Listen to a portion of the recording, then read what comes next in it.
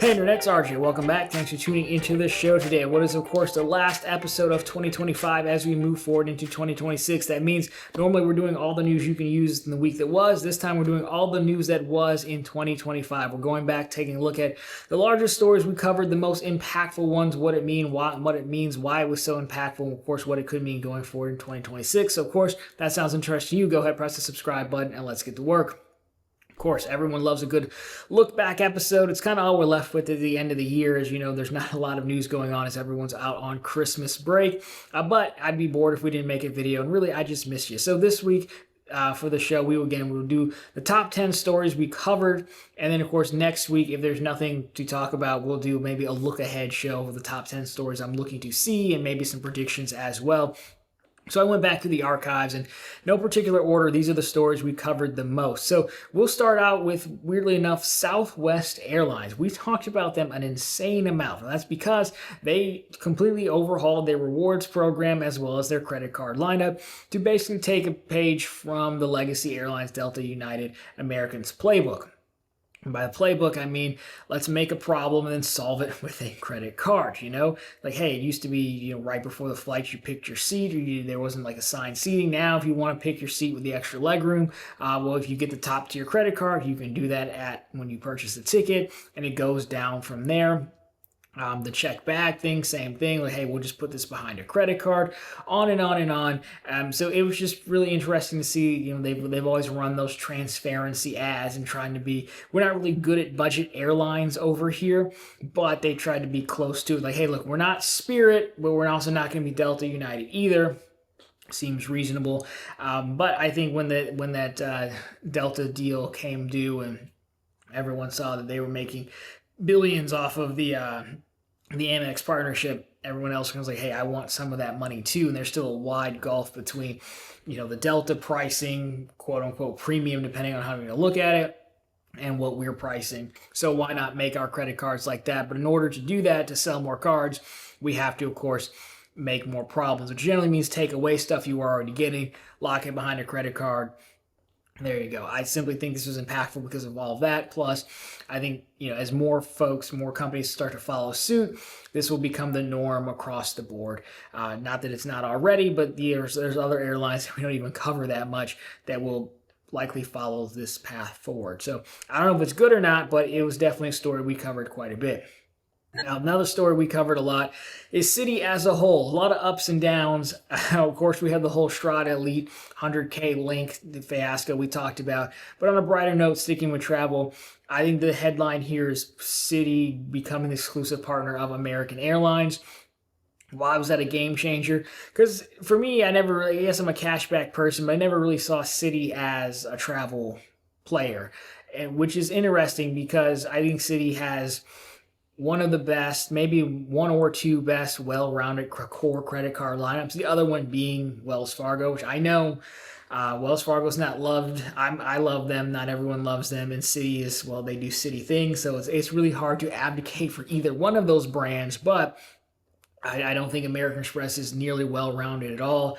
I don't think Chase is well-rounded at all. And those are the ones we really talk about the most. I think Citi and Wells Fargo, very well-rounded. You could argue giving the nod to Citi now that they have a major transfer partner. I know Wells Fargo has transfer partners, but we can be honest, the majority of people want a major chain partner. They don't want these. I mean, they have people, right? They have players, but we're really looking for, Hilton or Marriott or Hyatt or United or Delta or American, right? That's really what people want. I don't think people want to do, well, I can send them here to here, and I can finally get my miles where I want. I don't even want to do that. So if you go through the whole Citi lineup, I think it's a very well-rounded setup. I think American Airlines probably takes it a step above Wells Fargo if you fly American. If you don't, well, then I can see why you wouldn't care as much. But that was a big deal for Citi, and in my opinion, for them to come into their own, so to speak. We did get the Strada Elite again. I don't think that's a particularly good card at all, but the Strada Premier is a good card. Of course, the double cash is a classic. Make custom caches as you want, maybe your favorite American Airlines card if you prefer, and you're pretty much there. So, and you're there for not that much money potentially, again, depending on which American Airlines card you pick. But overall, I think this was a game changer for Citi that really put them on the game and put them in the game, the top, depending on how you want to look at it. Wells Fargo, Citi, best well-rounded card setups out there today. Sticking with the airlines, and this time going to Bank of America, we covered Alaska Airlines, their new card, the Rewards Summit Visa Infinite card.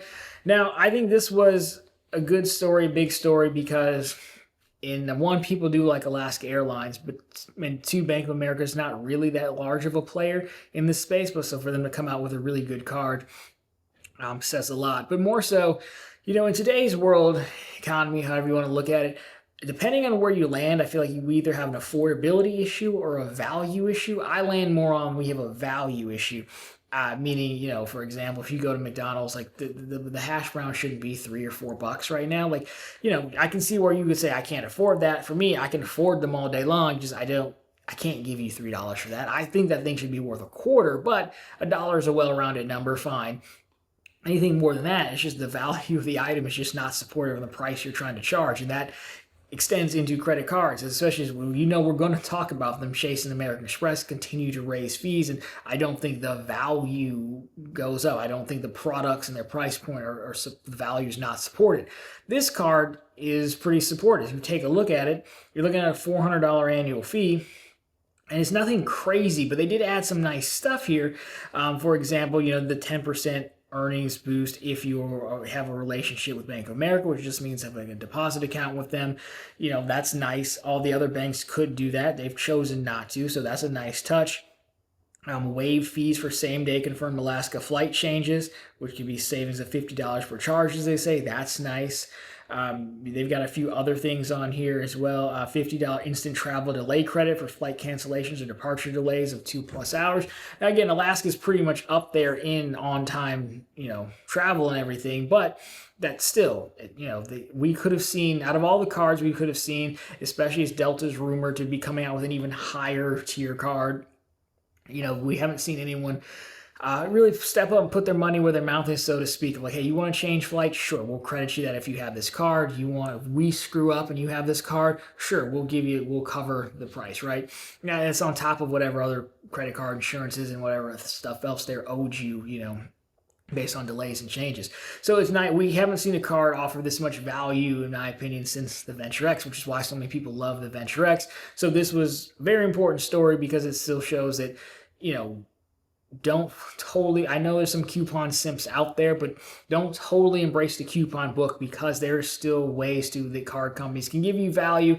And yeah, you can argue all day long, should I be able to change my flight for free this, then? Well, you just can't. That's not how it works unless you have the top tier status. So for $400, I think it's a pretty good card. I considered doing the credit card awards, but we simply didn't get that many new credit cards this year. But for me, this is credit card of the year, and it's not even close. So very impactful story. Now we move on to another story that technically I don't think, we talked about it quite a bit in 2025. I don't think it started in 25. I think it was in 24. But it's the Apple Card leaving Goldman Sachs. And it's really just more so that we don't have a home for it yet. We went through a lot of rumors this year. Will it be American Express? Will it be Capital One? And it looks like where we left off last, it will end up being Chase. They were in, quote, advanced talks about getting the Apple Card. Spoiler, it'll be in next week's show of like, hey, I want to see where this news story lands out. American Express never made sense. It was an interesting story because it just showed how difficult Apple was, and every so often, as much as a sheeple as I am, they do get in their own way. I think it was very akin to, when the iPhone launched on AT&T, and they very clearly always wanted Verizon, but the two big companies don't really need each other at the time, so it didn't quite work out until like the iPhone 4 came out. And so we also can see why a lot of companies don't do things the way Apple does. Not so much user interface, but same-day cash, having statements due all at the same time, which doesn't really make sense. And I think there was, as good as Apple was, there's still a lot for them to learn. And I'm interested to see where this lands, where the card lands, and how they sort this out. Also interesting for Goldman Sachs, it was like, hey, we're just not really good at regular people banking. You would think, but it was not the case. So that was an interesting one to me as well. Now we move on to the two heavy hitters. It'll be Chase and American Express. So Chase, we got the Sapphire Reserve refresh. Of course, we got the Sapphire Reserve Business. We got a bunch of other updates, referral capping, where you can no longer refer existing customers to business cards. pop-up jail, things like that. But the big thing with Chase here is not so much the Sapphire Reserve refresh. I don't think it's any good, but again, I'd probably bias on a lot of these annual fee cards. But we just got done gushing over, the Atmos card for $400 or $700. I don't think this is a good product. But more so, the news story is really Chase saying, I no longer want my core customer base that I spent this much time building up. The core customer base being those who use the Chase trifecta. I know on YouTube we love to say that we're experts in everything, but the trifecta was always set up. Now, yes, the external transfer trifecta to ship your points elsewhere is still alive and well. I think the original version of the trifecta is pooling your points to a Sapphire card and then getting the points boost. That's the thing they killed. Now, there are select properties and stays that will get you 2 cents a point, but very clearly, it's not aimed at people who were like me when I did it, who wanted to stretch out their points and get as much value as possible. I think it's very akin to the, the Cracker Barrel thing everyone freaked out about. Somehow they said it was woke. I've never been to a Cracker Barrel, but it wasn't really woke. It was more so that, hey, I think they were looking at, I don't know, the Cheesecake Factory. So I was like, I want those customers. I don't want my customers. So let me change so I can get them, because those guys probably spend more money. That's what Chase was doing. They're like, hey, I'm tired of people. And it's interesting because they've just spent so long building out the trifecta and subtly promoting it and that whole thing to just punt on an entire customer base. So we'll see what it does for them. Are they able to churn their customer base over? I don't know, but it was a very bold shift, I want to say, and that was very impactful, let alone all the other changes that we covered. The Platinum card does make the list just because it has to, I guess. Not so much in a negative way, believe it or not. I do think the Platinum card refresh going up to, was it $800, $900 now? Yeah, it's $900. Weirdly enough, it does solidify itself as the best version of the coupon book, meaning that they have now loaded so many coupons up for it. This is officially the time that I would say stop whining about it. Either you can use the product and it's for you, or it's not for you, or you just want some things on the product and you're fine paying knowing that you're not going to use all the coupons. That in the past it's been largely debatable, and I think you could hear the argument of like, hey, well, this coupon sucks, that coupon sucks, but there's now so many coupons on this thing that I think it's now officially time. And again, back to the Chase thing, they're just, always, Amex is always a little bit more honest with who they want as a customer. So we did spend quite some time talking about the Platinum card. It doesn't really say anything profound to me other than, yes, they're quadrupling down on this Platinum card. I do think they at least try to load it up with coupons, and if it's for you, it's for you. If it's not, then it's not. That's just never been more prevalent than it is this year. Also telling, they stayed away from $1,000, which I think is also noteworthy because someone's going to have to go to $1,000. And it's got to be an Amex product, I would imagine. But they purposely kept it at $900. So we'll have to wait and see who does that first. Two for the next one here, and that is mortgages. Mortgage payments remain like the final frontier, if you will. And we've had two people come and go in this space. Mesa Credit Card disappeared overnight. They just shut down. Their product was a credit card, but you have to spend so much on it over here. And if you just give us your mortgage statement, we'll just credit you that much in points. The points were predominantly used for travel. If you wanted to cash them out, it was like 0.6 cents a point. They just shut down, went away. The other one that was very surprising was Rocket Mortgage, being one of my alma maters. I had the Rocket Mortgage card simply for the intro offer, not because it was a good card, but they had gone through it from a customer acquisition and lock-in view of like, hey, if you get the card and you're gonna, it will be a 5% card if you redeem towards a new purchase origination. It didn't help on a refinance. On refinance, paying towards a refinance or paying for your existing mortgage, it was just like 2%, which is not really good at all, obviously. It's fine, but it's just table minimums. They closed that card, which is crazy because when I was there, that was like the big thing, that the making of that product. And, someone like Rocket Mortgage didn't either want to commit all the way to making a good card or follow through with it. Or I don't know what, haven't been there in years. Who can? Because Rocket has the vertical integration. They have the mortgage, they have their own title company, title and settlement company, they have a wholesale arm, they have their own servicing shop. So you can be that vertically integrated and still not be able to make it work for you or be advantageous. Well, then it's kind of still going to be the final frontier. Built Rewards is going to take a shot at it, next year. And so we're going to have to see what they do. But if they can't do it, then mortgages may very well remain the final frontier and just simply not worth it, which is interesting because there are other companies like Rocket Mortgage who are just mortgage lenders who I would think would be able to find a tie-in. I don't know if it's just the processing fees. Mortgage servicing is a volume game. It's low margin. You make money on the volume of it. And so I would imagine just trying to figure out the credit card rewards payouts and the interchange fees and all that really just cuts into it too much is going to be my guess. But I don't know, remains to be beaten so far. Next up, not a fun one. We've got a few left, was regulations. We did spend quite a bit of time talking about the swipe fee debate, interchange fee cap. There was a while back, maybe a month or two ago, there was a proposed settlement, from Visa and MasterCard. It basically was going to cap how much they raise the fees by. It was going to allow stores to, charge whatever they wanted extra on the processing fee to make up for it. Or they were going to let them reject cards. Previously, you couldn't, like, hey, that's a Visa Infinite, I won't take it.